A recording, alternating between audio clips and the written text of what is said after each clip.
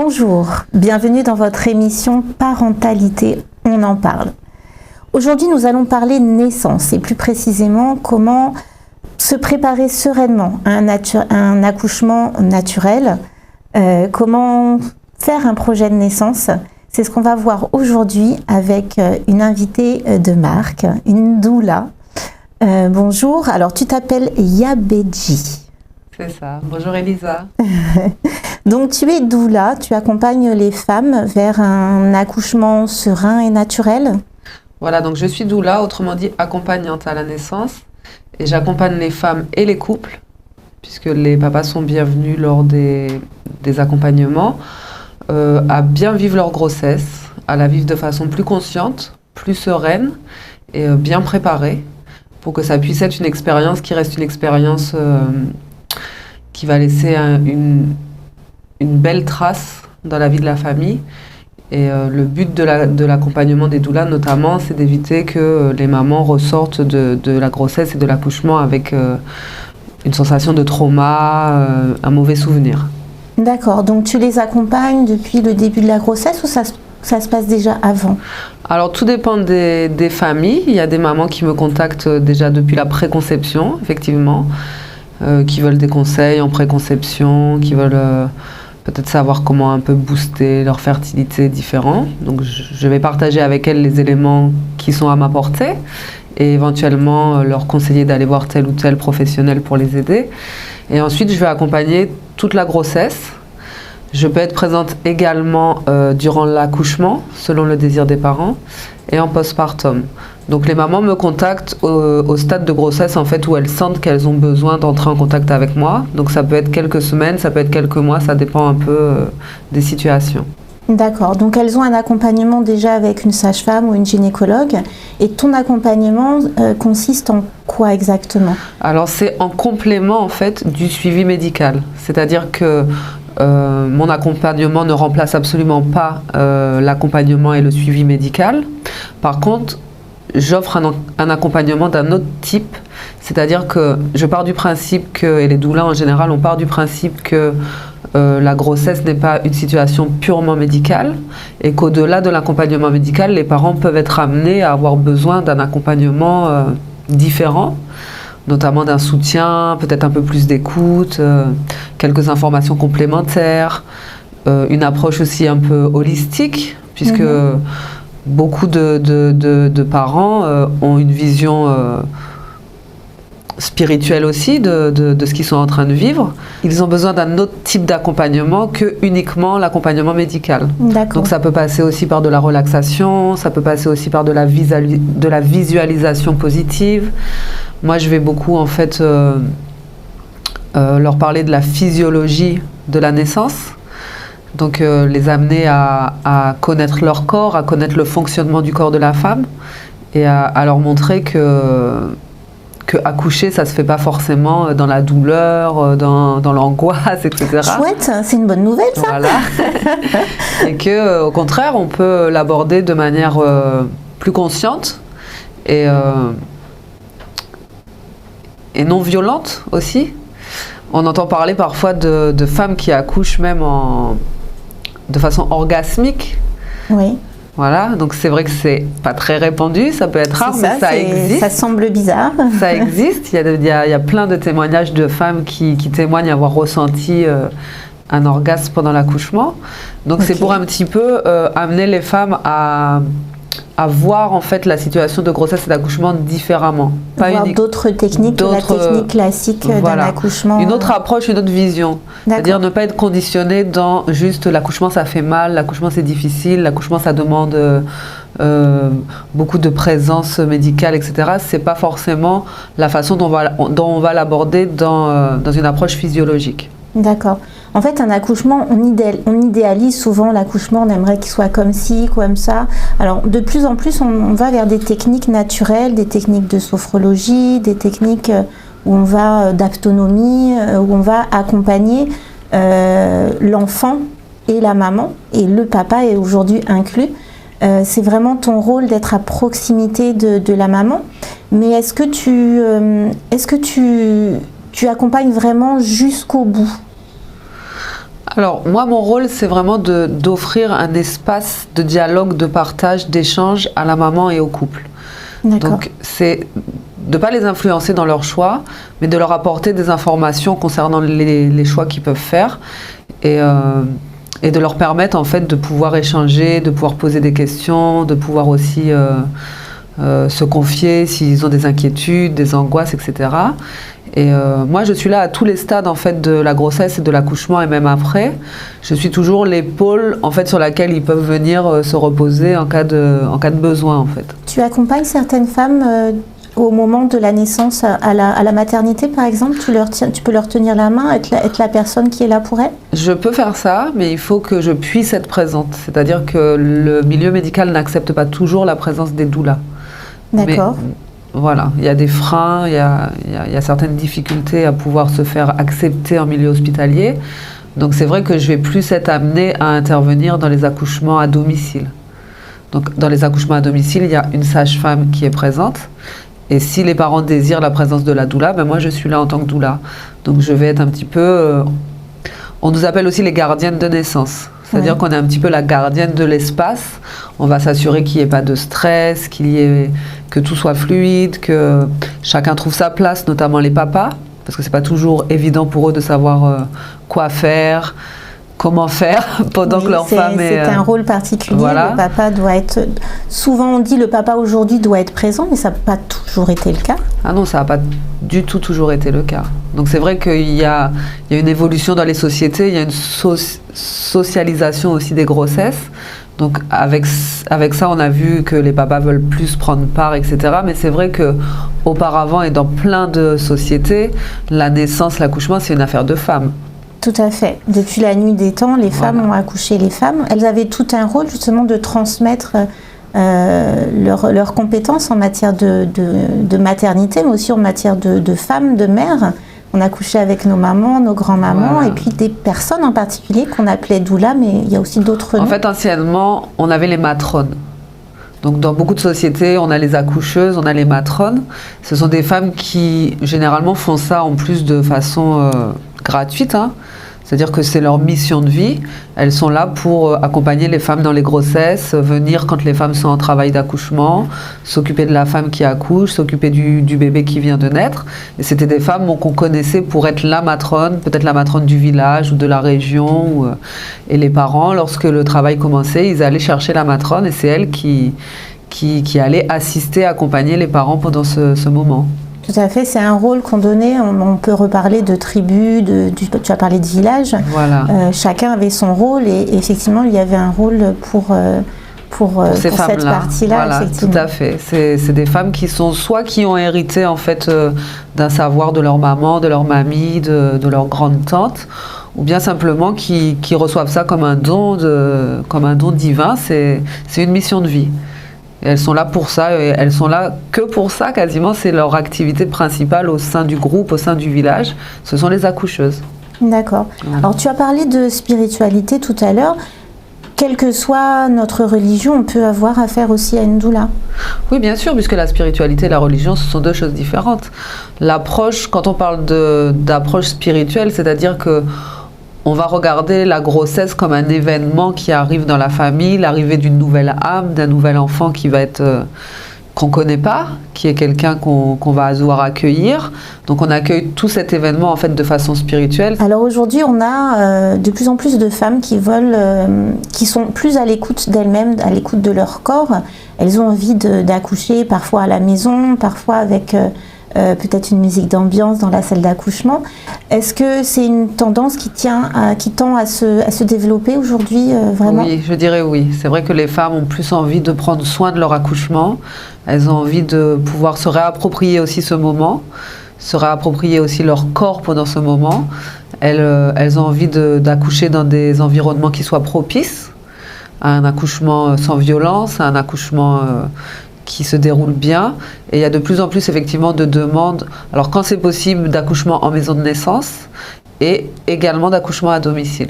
D'accord. Mais en quoi consiste une maison de naissance? C'est quoi exactement? Alors une maison de naissance en fait c'est une structure qui va être rattachée à une structure hospitalière, mais au sein duquel en fait les femmes vont pouvoir accoucher justement naturellement. Donc il va y avoir un environnement en fait de mise en place pour leur permettre d'accoucher avec le moins d'intervention médicale que possible. Et par exemple, il va y avoir des installations telles que des baignoires pour celles qui désireraient faire le travail dans l'eau, puisqu'on sait que l'eau chaude va aider aussi à la gestion des douleurs pour les contractions, etc. Donc il va y avoir des ballons, il va y avoir des installations pour qu'elles puissent s'étirer, se suspendre, puisque ce sont aussi des éléments qui permettent de soulager en fait les femmes pendant les contractions. Donc en fait c'est l'aménagement d'un espace où la femme va pouvoir être libre d'accoucher dans la posture qu'elle veut, dans l'ambiance qu'elle veut, avec la musique qu'elle veut, de façon naturelle en fait. Donc c'est des structures qui sont gérées en général par des sages-femmes et qui travaillent en relation avec la structure hospitalière qui est juste à côté. Comme ça, en cas de complication, il y a un transfert qui se fait de la maison de naissance à la structure hospitalière et eux, ils prennent le relais. D'accord, donc ça permet de suivre un projet de naissance de façon effectivement plus naturelle et plus proche de ce qu'on aurait envie de faire. Et les maisons de naissance ont beaucoup de succès en général. Il y a une maison de naissance en Guadeloupe et il y a énormément de familles qui ont accouché dans cette maison de naissance et les gens sont extrêmement contents et satisfaits de ce qu'ils ont vécu. Voilà. Et à la maison, ça se passe comment ? Alors à la maison, les accouchements à la maison, ils sont accompagnés par des sages-femmes souvent libérales, donc qui vont venir le jour de l'accouchement assister la maman pour son travail d'accouchement. Et là, encore une fois, ça ouvre beaucoup plus de possibilités au niveau des libertés de la femme, c'est-à-dire qu'elle va pouvoir être libre de manger, de marcher, d'utiliser son ballon. Beaucoup de mamans utilisent un spa ou une piscine d'accouchement. Oui, ça se fait beaucoup. Pour utiliser l'eau. Voilà, ça se loue. Il y a celles qui ont déjà une baignoire à l'intérieur de la maison, donc qui vont utiliser la baignoire de la salle de bain. Et voilà, un accouchement à la maison, en général, c'est un accouchement qui se passe bien, malgré ce que les gens peuvent penser. Parce que pour qu'une femme accouche bien, elle a des besoins essentiels qui doivent être respectés. Et c'est beaucoup plus facile de les respecter à la maison ou à la maison de naissance que dans une structure hospitalière. Et quels sont ces besoins ? Par exemple, une femme qui accouche, elle a besoin d'intimité. Oui, c'est effectivement pas souvent. Et à l'hôpital, c'est compliqué. En CHU, c'est compliqué. Il y a un défilé dans les chambres, plusieurs personnes vont passer, etc. Une femme qui accouche, elle a besoin de mettre son cerveau qui réfléchit, son néocortex en pause. Elle ne doit plus être en train de réfléchir.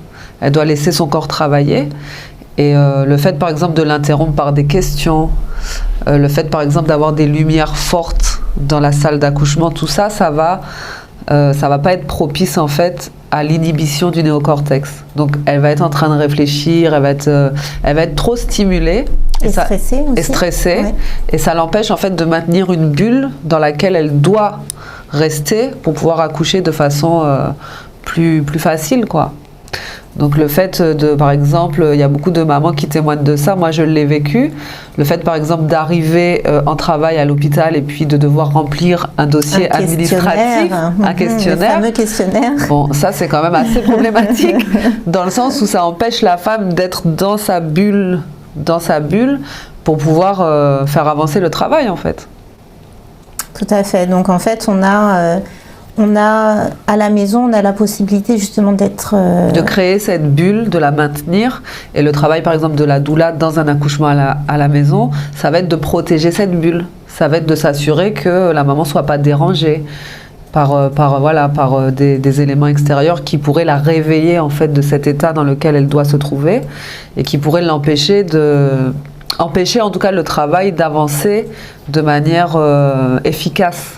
Parce que pour que le travail en fait avance de manière efficace, il y a une hormone qui est essentielle, c'est l'ocytocine. Oui. Et l'ocytocine, c'est une hormone timide. C'est une hormone qui va être sécrétée si certains paramètres sont respectés.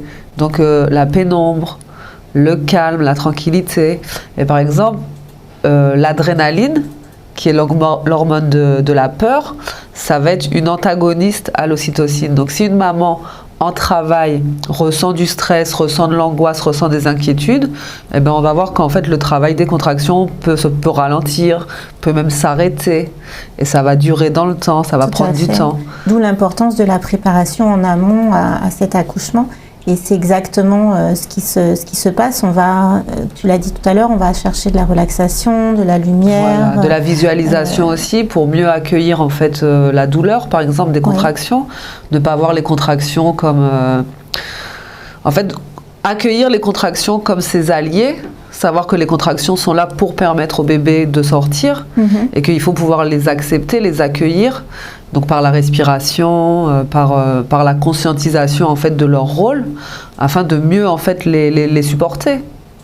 Et tu veux dire, alors un accouchement naturel, ça veut dire pas de péridurale ou bien est-ce qu'on peut Ça voudrait dire pas accès? de péridurale, pas d'intervention médicale. D'accord. Alors on est d'accord, il y a des situations dans lesquelles les interventions médicales sont nécessaires et sont vitales. Il y a toutes sortes de situations. Il y a des cas où, par exemple, le placenta, qu'on appelle un placenta prévia, va être inséré à un endroit où il va obstruer en fait la sortie, par exemple, du bébé. Et dans ces cas-là, il est clair que les parents doivent se rapprocher, enfin se faire accompagner par l'équipe médicale. Oui, puisqu'on l'a dit tout à l'heure, il y a un suivi médical derrière. Oui, de toute façon. On n'accouche pas à la maison s'il y a des problématiques particulières. Voilà, il faut vraiment que la situation de la maman le permette. Par contre, voilà, on considère que s'il n'y a aucune pathologie avérée, il n'y a pas d'entrave à accoucher chez soi. C'est possible d'accoucher chez soi. Est-ce qu'une maman peut accoucher seule, vraiment toute seule ? Eh bien, ça s'est vu des milliers de fois dans la vie et dans la nature depuis l'origine du monde, j'ai envie de dire. Oui. Il y a des tas de femmes qui l'ont fait. Voilà. Il y a un grand monsieur en France qui s'appelle Michel Audin, qui a maintenant 94 ans, qui a travaillé comme chirurgien d'abord. Et puis ensuite, il s'est retrouvé, je crois, chef de service, ou je ne sais plus trop quoi, mais en tout cas dans une maternité en France, en région parisienne. Et lui, il a beaucoup travaillé sur la physiologie de la naissance. Et pour lui, il explique que les meilleures conditions pour qu'une femme accouche, c'est qu'elle soit dans l'intimité d'une pièce chaude et sécurisée, et qu'on la laisse plutôt seule, avec une présence d'une sage-femme bienveillante pas loin, mais qui n'intervient pas beaucoup, et qui la laisse en fait accoucher par elle-même, quoi. Et lui, il a pu mettre en place justement en France... pendant les 20 ans qu'il a fait dans la maternité où il a travaillé, il a amené donc les bassins d'eau chaude, les lits plus bas pour que les femmes aient un accès plus facile au lit pendant le travail, une ambiance, vraiment une atmosphère qui permettait aux femmes d'accoucher de manière plus facile et plus douce. Et il a eu de super résultats, hein. Il supervisait à peu près 1000 naissances par an pendant 20 ans. Et il a vraiment eu des résultats exceptionnels en termes de naissance physiologique, quoi. Et c'est un monsieur qui m'inspire beaucoup dans ma pratique parce qu'il a une approche simplifiée en fait. Il explique que si les besoins essentiels sont respectés, la naissance se fait de manière tout à fait naturelle. Donc la femme peut être seule en sachant qu'elle est entourée pas très loin par des gens qui la protègent, qui sont là en cas de besoin. Et le fait de se sentir sécurisée, elle va pouvoir en fait accoucher de manière tout à fait naturelle. Lui, ce qu'il explique, Michel Audin, c'est qu'on a un fonctionnement physiologique identique à celui des mammifères. Oui, donc tous les mammifères, quand les femelles mammifères accouchent, elles se mettent dans un coin, en général, elles se cachent un petit peu, elles se retirent et elles accouchent. Donc il est parti de cette observation-là pour pouvoir en fait expliquer que les femmes ont des besoins à peu près similaires aux mammifères lorsqu'elles accouchent. C'est vrai qu'on a oublié que avant, on faisait comment? On n'avait pas d'hôpitaux, on accouchait souvent à la maison, ici en Martinique aussi d'ailleurs, hein, ça s'est fait jusqu'à il n'y a pas si longtemps que ça. On enregistrait les naissances quelquefois une semaine après la naissance de l'enfant parce qu'on n'avait pas accès au monde médical. Voilà. Et ça se passait bien. Et ça se passait souvent bien, hein. Et c'est le cas toujours en Haïti, où en Haïti, c'est toujours des matrones en fait, qui accouchent les femmes. Dans la plupart des cas, dans plus de 90% des naissances, plus de 90% des naissances se font à domicile, donc avec la présence des matrones. Et ça se passe souvent très bien. Ça se passe souvent très bien. Donc un suivi médical, puisqu'on y a accès, Oui. mais on a la possibilité aujourd'hui de le faire. Est-ce que tu dirais qu'on peut appliquer cette naissance naturelle au sein de la maternité? Est-ce qu'on peut mettre en place? Je pense effectivement, oui, qu'il y a possibilité d'adapter, comme il l'a fait, comme Michel Audin l'a fait à l'époque dans la maternité où il travaillait, il y a possibilité d'adapter. Donc la maison de naissance, c'est vraiment une option qui est super intéressante pour ça, oui. Puisque c'est relié à une structure médicale et ça permet vraiment aux femmes d'accoucher de façon naturelle. Ça, c'est intéressant. Autrement, dans l'hôpital même, je pense qu'il y a quelques petites adaptations, effectivement, qui seraient possibles de faire, comme par exemple arrêter de demander aux mamans de remplir un questionnaire en arrivant, tamiser les lumières, simplement, éviter les lumières très fortes, respecter ce besoin de bulle qu'on a compris qui est nécessaire pour que la maman puisse avancer de façon efficace dans le travail. Et voilà quoi, préserver l'ambiance, éviter les allers-retours dans les chambres, différentes choses comme ça. Et d'ailleurs, pas mal de maternités commencent aussi à s'adapter à ça. On voit des questionnaires, mais plutôt pour préparer cette naissance, les fameux projets de naissance. Oui. La position dans laquelle on a envie d'accoucher, c'est pas forcément évident dans toutes les maternités, mais voilà, on a des petites choses qu'on peut demander déjà. Est-ce que c'est difficile? Est-ce qu'on a besoin d'être accompagné souvent quand on est jeune, quand on ne sait pas quels sont nos droits? Est-ce qu'on peut justement faire appel à une doula pour asseoir nos demandes? C'est-à-dire que la doula va, avec les parents, pouvoir regarder, réfléchir, chercher les informations pour permettre aux parents de pouvoir faire des choix en conscience. Bon, nous, on n'est pas dans le domaine du droit ou quoi que ce soit pour pouvoir vraiment dire vous avez le droit de ci, vous avez le droit de ça, mais on accompagne les femmes, donc on a conscience un petit peu de comment ça se passe, on connaît. La plupart du temps, on a un rôle informatif. Et si on n'a pas les informations, c'est-à-dire qu'on va aller les chercher, on va accompagner les parents dans leurs recherches, on va voir avec quel autre professionnel ils peuvent, de quel autre professionnel ils peuvent se rapprocher, etc. pour savoir ce qu'il en est, quoi. D'accord. Alors tu m'as dit tout à l'heure, ton rôle n'est pas que au moment de l'accouchement, il y a la préparation, la logistique aussi, comment accueillir un bébé, voilà. Et puis comment l'accueillir après à la maison. Tu travailles aussi en ce sens, tu vas chez la personne même? Oui, moi en général, lorsque j'accompagne des parents, donc je les rencontre sur des temps de rencontre d'environ 2 heures, 2 heures et demie. Donc ça peut être par exemple tous les mois. Après c'est beaucoup selon les besoins. Moi je m'adapte aux besoins des mamans. Et donc je vais aller chez eux effectivement. Et on va échanger sur tout ce qui concerne leur grossesse, sur leur projet de naissance ou sur leur projet d'accouchement. Donc par exemple, effectivement, s'ils ont un projet d'accouchement à la maison, on va regarder un peu comment est disposé le logement, comment ils peuvent organiser l'espace pour le jour J, avec quoi ils peuvent s'équiper, donc s'il faut installer un spa, s'il faut installer une suspension, avoir un ballon, etc. Regarder pour l'arrivée de bébé comment organiser la chambre, comment s'organiser aussi au sein de la famille pour que la maman soit soulagée dans les premiers temps, pour les repas, pour le ménage, etc. Donc c'est prendre soin en fait de vraiment protéger la maman, protéger le couple dans ces moments-là, parce qu'il faut être entouré, il faut être soutenu, il ne faut pas être isolé.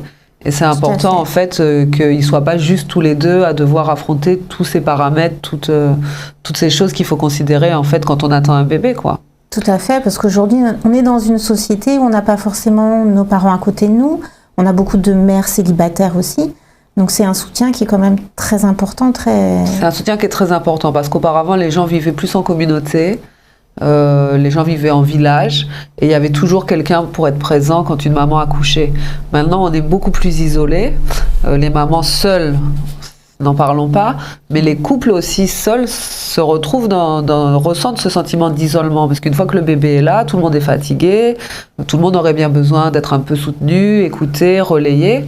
Et c'est vrai que moi, je vais essayer de voir avec les parents ce qui peut être mis en place pour éviter, par exemple, d'arriver à une dépression postpartum, parce qu'on est débordé, on est dépassé, ça va pas, on n'a peut-être pas réfléchi à tel ou tel paramètre avant.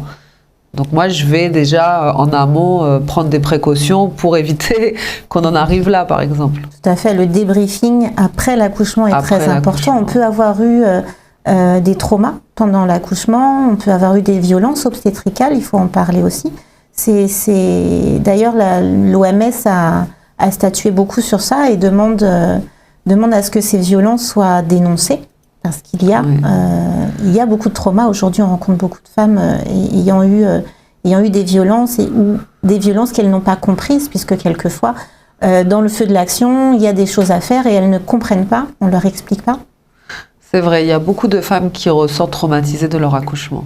Et moi, c'est ça que j'aimerais éviter par rapport à ma pratique, c'est que j'aimerais que les femmes reprennent conscience en fait de leur pouvoir d'accoucher, parce que ça fait partie du corps de la femme. Le corps de la femme est créé pour ça, et qu'elles puissent ressortir de ce moment avec un sentiment de satisfaction, de fierté, de joie, qu'elles soient dans leur pouvoir de femme. Oui. Et malheureusement, ce qu'on voit souvent, c'est des mamans qui, après l'accouchement, disent plus jamais,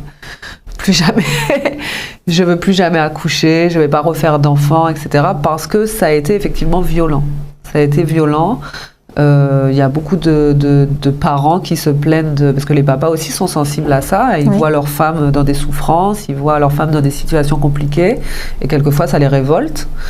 Et il y a beaucoup de familles qui témoignent effectivement d'attitudes ou de façons de procéder qu'ils n'ont pas appréciées et qu'ils ont trouvées violentes. Et on parle effectivement de violence obstétricale, ça va être de plus en plus légiféré, parce qu'il y a de plus en plus de gens qui se plaignent.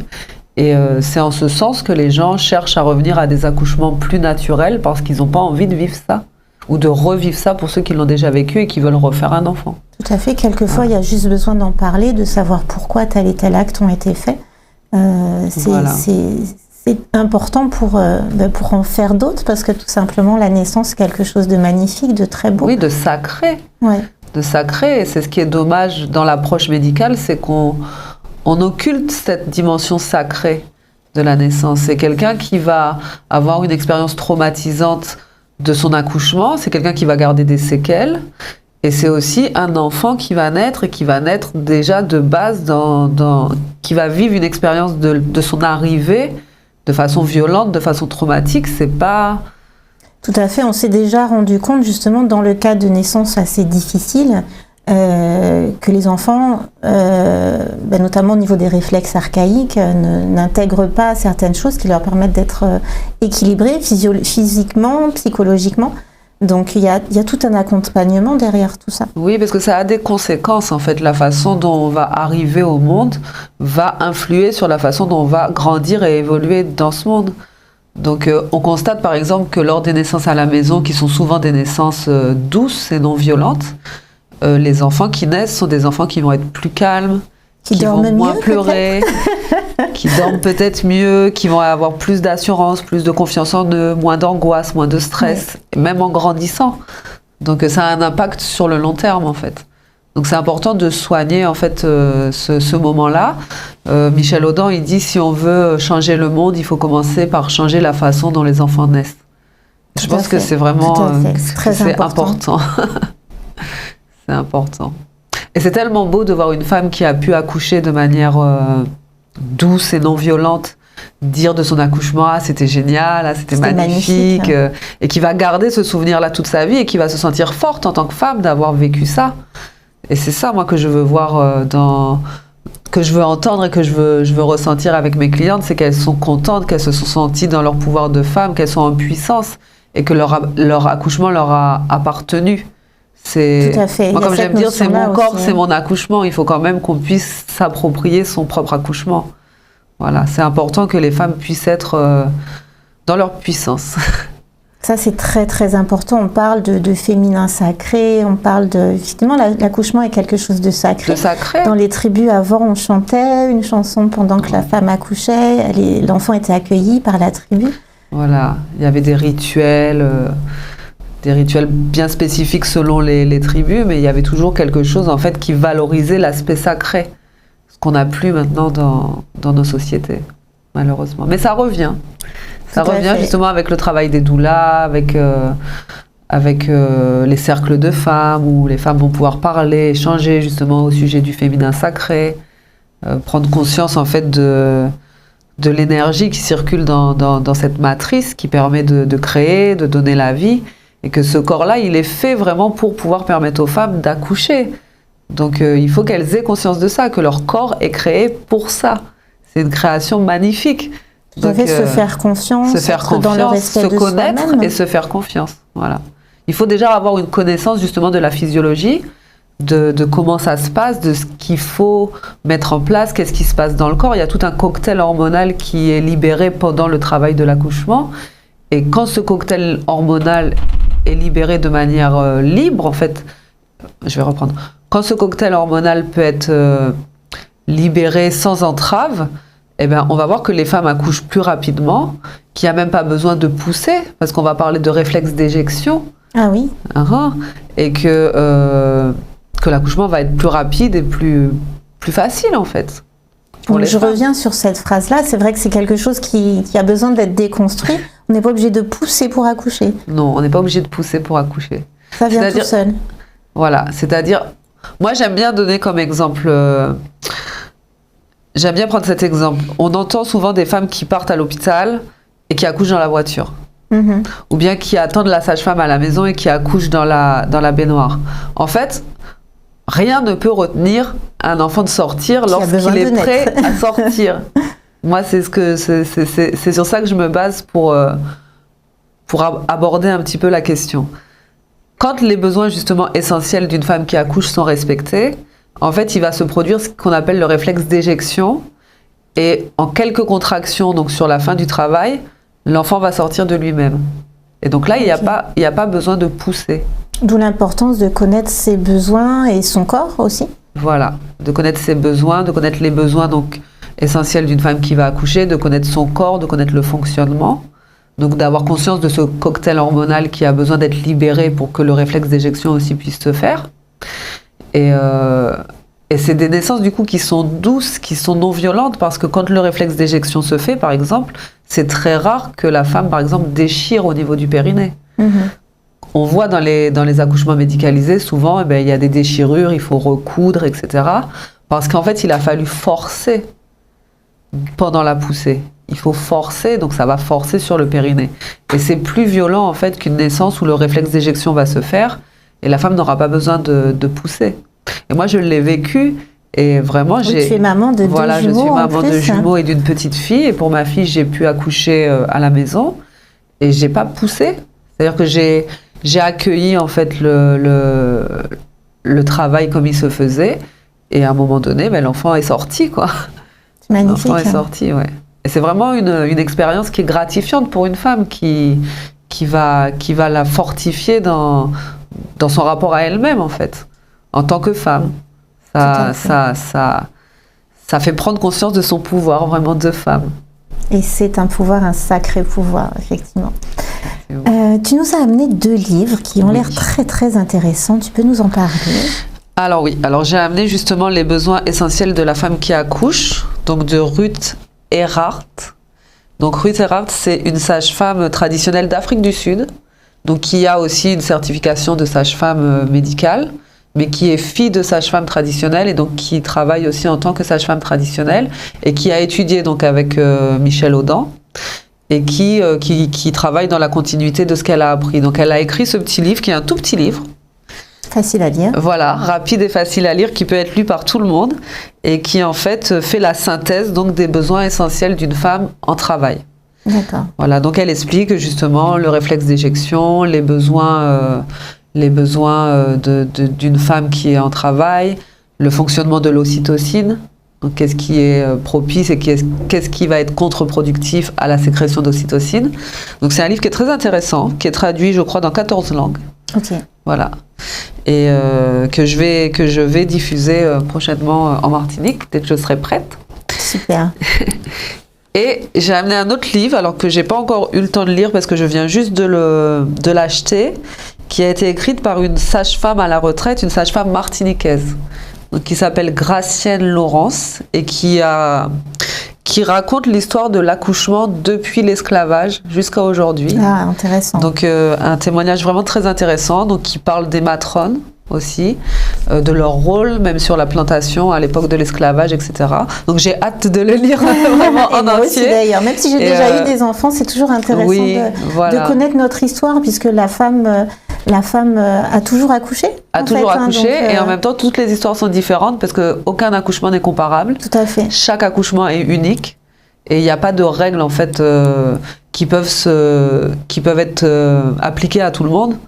C'est-à-dire que chaque cas est différent. On peut dire bon, le travail en général dure tant d'heures. Ça dépend des femmes. Il y a des femmes qui ressentent jamais en fait les douleurs des contractions, par exemple. Les chanceuses. Voilà. donc c'est un livre que j'ai hâte de lire en entier, qui regroupe des témoignages de femmes qu'elle a accompagnées. J'ai vu qu'elle parle d'un accompagnement d'adolescentes aussi, puisqu'on est dans une société où il y a beaucoup de grossesses adolescentes, de grossesses précoces. Donc c'est encore un autre sujet, puisque c'est des cas assez particuliers, c'est des jeunes filles qui sont à peine femmes. Qui n'est pas loin non plus, puisqu'elles ont un vrai besoin d'accompagnement, de mise en sécurité, puisque c'est quand même, ce sont des enfants. Et puis d'information, elles ont besoin d'être informées, de comprendre ce qui se passe dans leur corps, comment ça va se passer, qu'est-ce qui va se passer. Et c'est important qu'elles puissent être entourées, quoi, ces jeunes filles. Donc j'ai vu effectivement que dans le livre, elle apporte des récits d'histoires de jeunes filles qu'elle a accompagnées. Mais elle dit, et j'ai déjà lu ça plusieurs fois, que souvent les jeunes filles accouchent plus facilement que les femmes plus âgées, parce que justement, elles ne réfléchissent pas à ce qu'elles vont vivre. Et ça, comme l'un des besoins essentiels, c'est que le néocortex se mette en pause, quelquefois, quand on est trop en fait trop en train de réfléchir, d'intellectualiser l'accouchement et la grossesse, ça peut être un peu compliqué. Oui, et effectivement, on lit beaucoup de livres, on s'imagine qu'on va voir ça dans tel ordre, etc. Et effectivement, la notion de stress, tu en as parlé tout à l'heure, va rompre complètement l'aspect naturel et physiologique de ce processus de naissance. Et quelquefois, les jeunes filles, le fait qu'elles réfléchissent moins à tout ça parce qu'elles sont encore dans leur considération de jeunes filles, elles ont d'autres choses qui les intéressent et tout, elles accouchent facilement et rapidement, en fin de compte. On va essayer de faire ça. Alors moi, j'ai terminé, j'ai déjà eu 2 enfants, pour moi c'est bon. Mais en tout cas, j'encourage beaucoup de mamans de se rapprocher et de la sage-femme et de la doula, parce que c'est un accompagnement qu'on peut faire ensemble, c'est complémentaire. Voilà, c'est complémentaire. Et c'est tellement plus sympa quand c'est vécu de façon naturelle, physiologique et accepté par son corps, accepté par son cerveau aussi. Voilà. Moi j'aime dire qu'on accouche avec son ventre, on n'accouche pas avec sa tête. Mais c'est vrai qu'il est important d'aborder la grossesse de manière consciente. Voilà, de manière consciente, de manière confiante aussi. Et pour être en confiance, en fait, il faut être bien informé, il faut savoir de quoi il s'agit, il faut savoir de quoi on parle. Et c'est important que les mamans puissent avoir accès à ce genre d'approche, en fait. Donc on va rester sur ce mot de la fin, être consciente de son accouchement, être sereine. Et la sérénité, ça s'apprend, ça s'accompagne. Donc tel est ton rôle, d'accompagner vers une belle et formidable naissance. Voilà. Mon rôle, c'est vraiment de protéger l'espace autour de la maman, de protéger l'espace autour du couple, qu'il puisse se sentir entendu, écouté, soutenu, entouré et informé, mieux informé, vraiment. Et c'est tout ça réuni qui va pouvoir leur permettre justement d'aborder tout ça de façon sereine, de façon confiante. Pas d'angoisse, pas de stress, ça c'est important. Génial. Merci beaucoup Yabedji. C'est moi, je te remercie. Et puis pensez à votre projet de naissance. Vous êtes aux commandes, vous êtes une femme, vous savez faire. N'hésitez pas à poser des questions, à vous faire accompagner surtout pour que ce moment soit le plus formidable possible. À très bientôt pour une prochaine émission. Au revoir. Au revoir.